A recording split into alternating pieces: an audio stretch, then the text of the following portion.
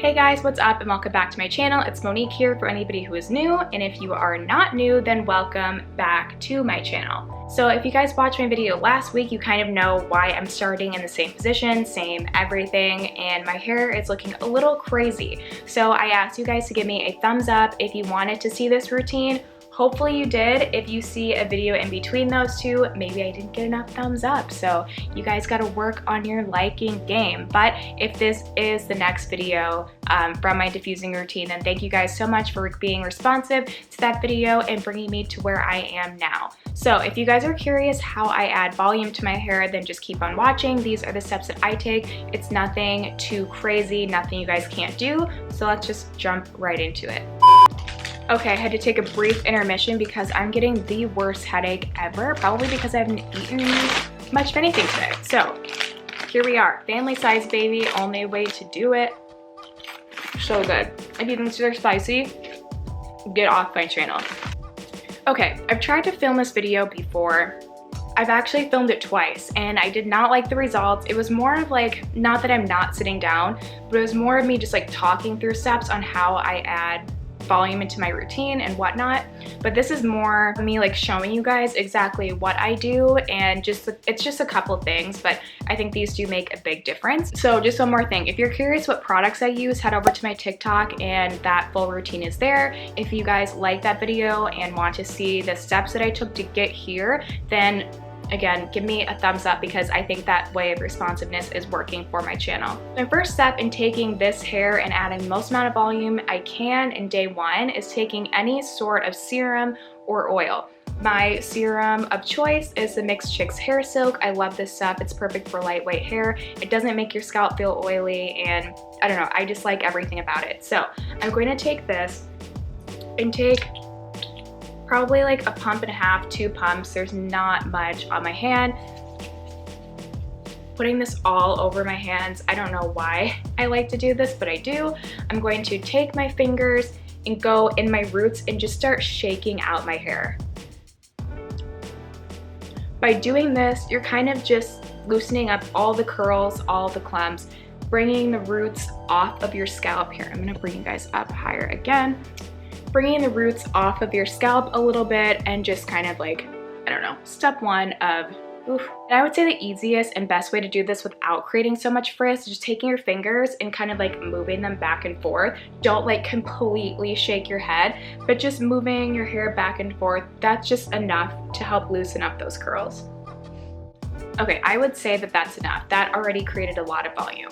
So my next thing is, and it's going to be a bit hard because I don't have a mirror, but I'm going to start, oil still on my fingers. If you need more oil, add more, but I'm going to start breaking the curls apart and just separating them. I'm just going to take a curl. So like, for example, this one, you can kind of tell if there's 2 here. I'm just going to loosely pull that apart and start separating. This one, you can tell there's a few curls in here. You just want to break those all apart.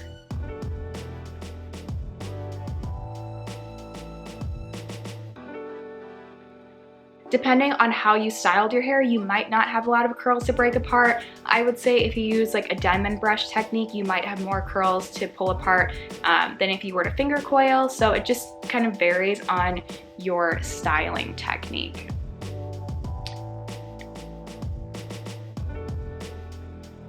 I did finger coil, but I didn't finger coil, like I wasn't targeting each curl as much. I was kind of just doing like random finger coils. So I do have a little bit of work to do. I find that I need the most amount of separation in my bangs because right now they look really piecey, but once I'm done, it'll start to fill in a little bit more.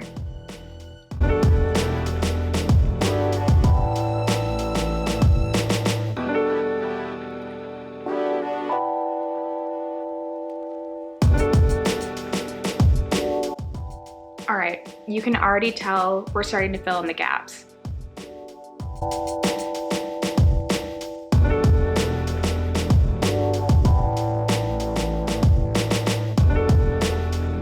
All right, so you guys get the idea of what I'm doing. I'm gonna go step away and then come back once I have finished separating all my curls. Alright, so I separated mostly all of my curls. Don't separate everything. You don't want to go overboard. You don't want your hair to start looking piecey. If you're finding curls that aren't like largely clumped together, then just keep them as is. So my last step into creating more volume, just like post diffusing or post air drying, whatever you guys choose to do, take the same oil, do about half a pump to a pump, depending how big your pumps are, rub it around your fingers, and rub it on your pick. You don't have to do this. I like doing it just because I'm very frizz prone, like very frizz prone. So the more oil that I can add to my routine, the better.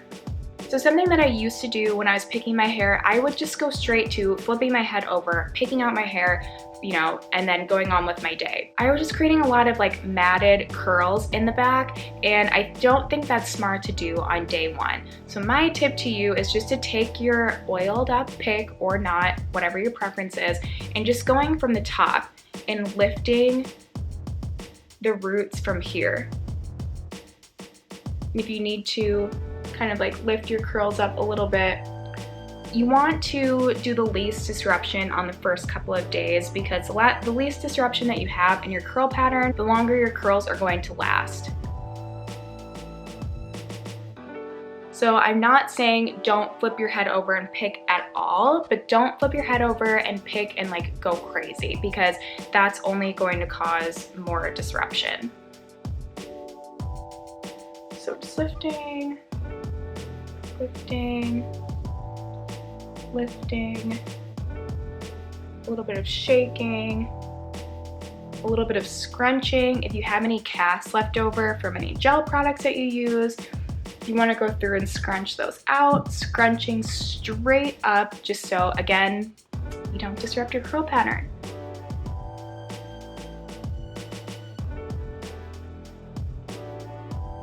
Put this back on.